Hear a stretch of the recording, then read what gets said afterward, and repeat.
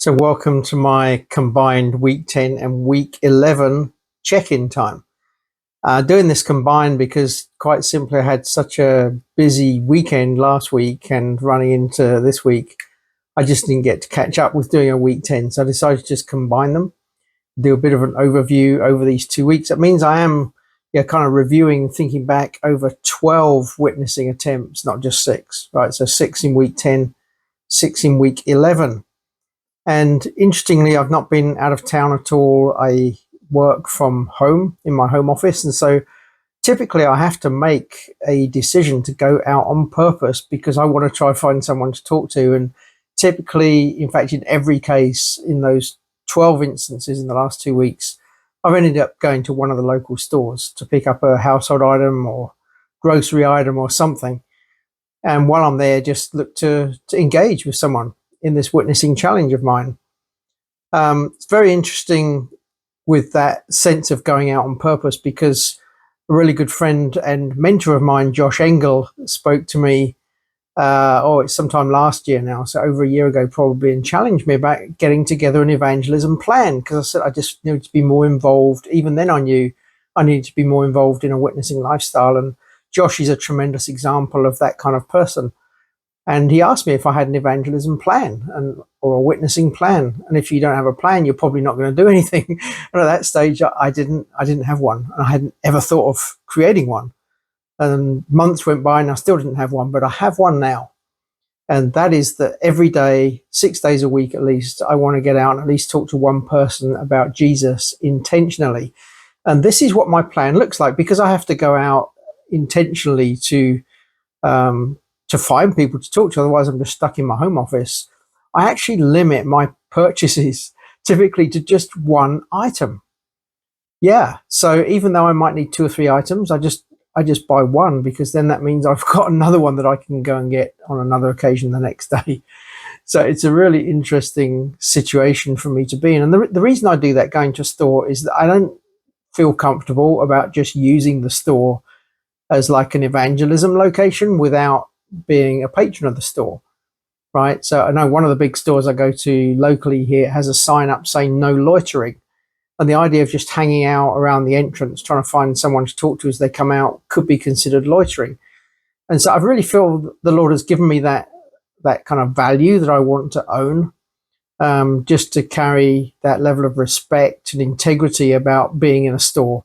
And normally I don't talk to someone until I've made a purchase. Occasionally that's different. I might be walking around the store with a cart and getting into a conversation, but oftentimes I'm standing there having already bought something, and I have the packet or grocery sack, whatever you want to call it, as evidence of being a customer.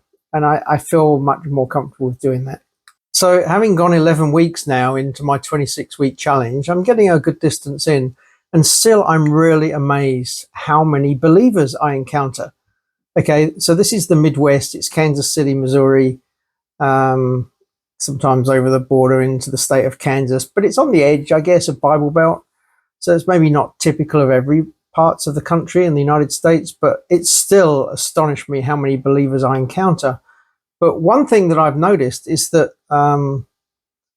some of the believers, it seems, are probably not walking closely with the Lord. So they acknowledge that they have faith. And in those moments, I really feel like the Father's heart is just encouraging them to pursue him in a fresh way again. And sometimes there's a word kind of to that effect that I get to share with them.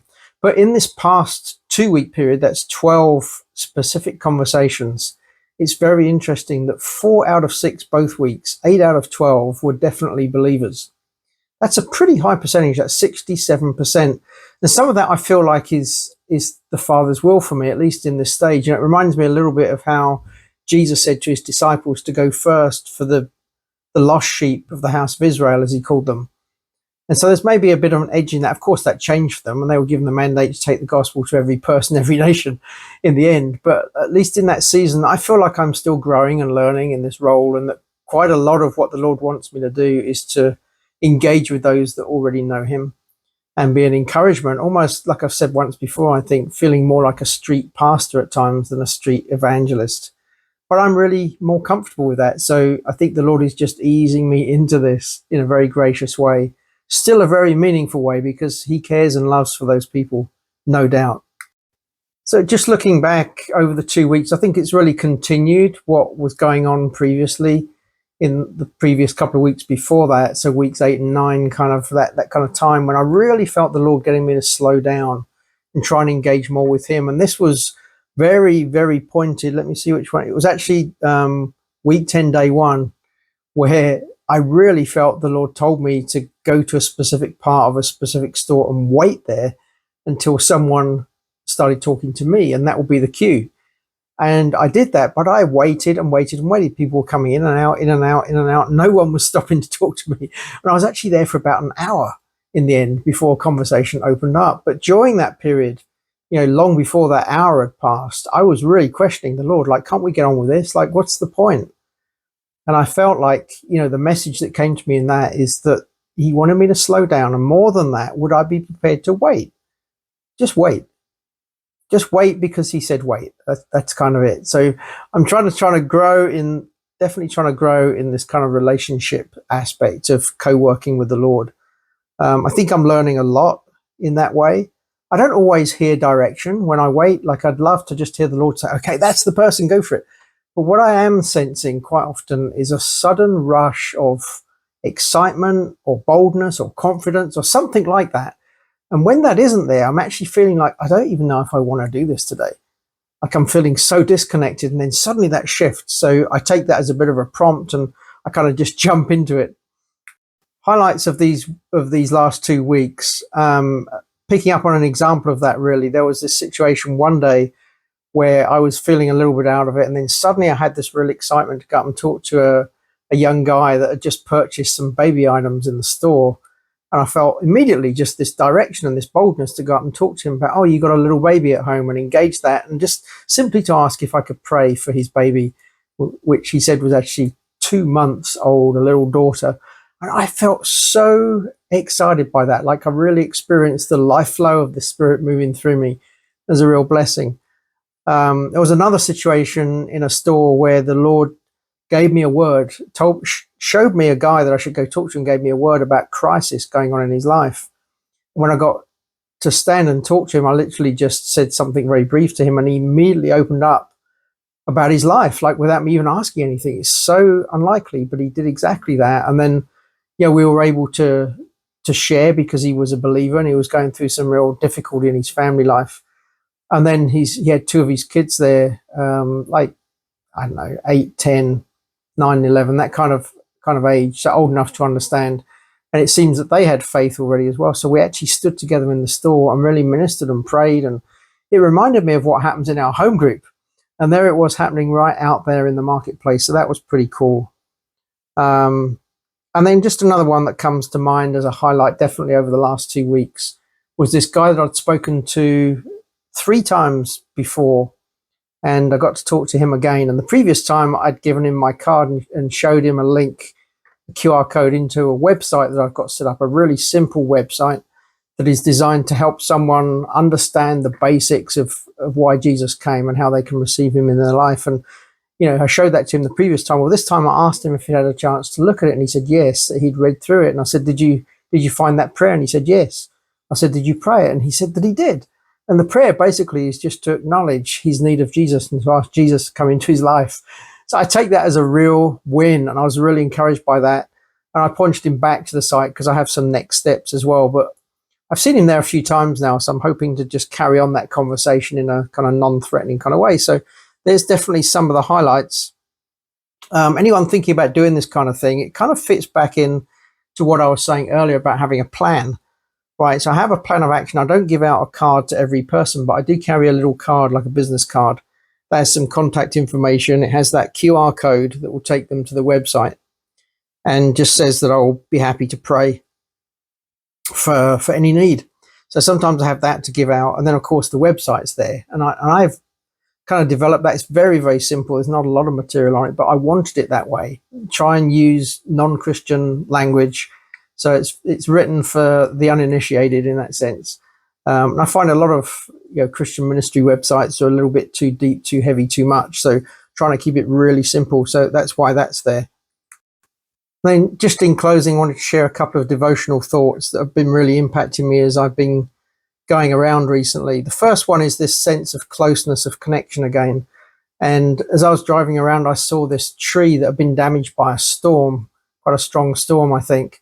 And this whole big bough or big branch of this tree had been broken off, and it was lying there on the sidewalk next to the tree. And I'd seen this over the course of a week or two. And to start with, it was all green and it was just lying there. But now it had really dried up and withered. It really reminded me of the John 15 passage where Jesus said that if you abide in me and his words abide in us, so we'll bear much fruit. And he said, apart from me, you can do nothing.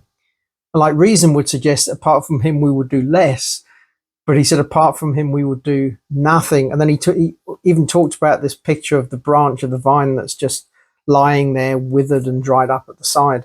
But it's really a vivid picture, isn't it, about what happens. And so the goal here is to just maintain this lifestyle of closeness and intimacy with the Lord and just co-work with him as we're out and about looking to witness. And then the other thing that really struck me was this evening when I noticed that quite a new moon, just a slither of light really that you could see with this new moon. And it's like, we know the whole moon's there, like there's a whole ball there. And we understand as well that the moon really just reflects the light of the sun. So it's reflecting light. And there's lots of analogies here, right? The Christian life.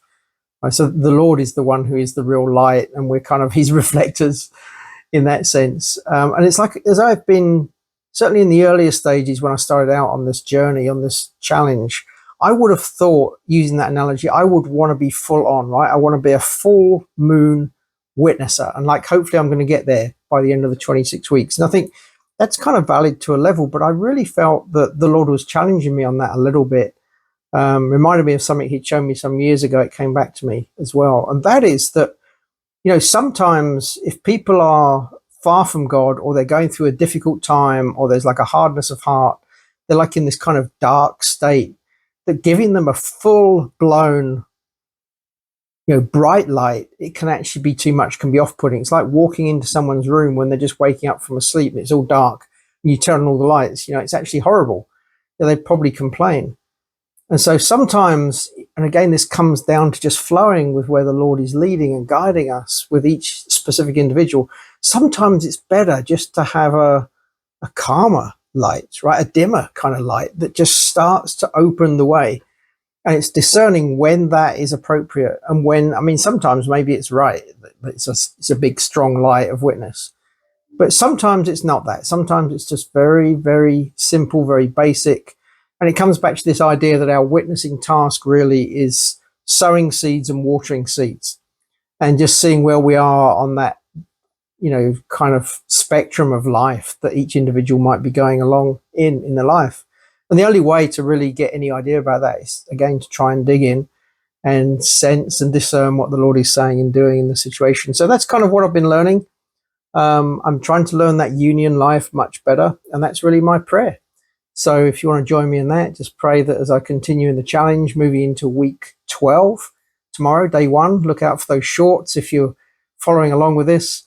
And yeah, I'm just looking forward to continuing to grow in this experience with the Lord. Amen. God bless you.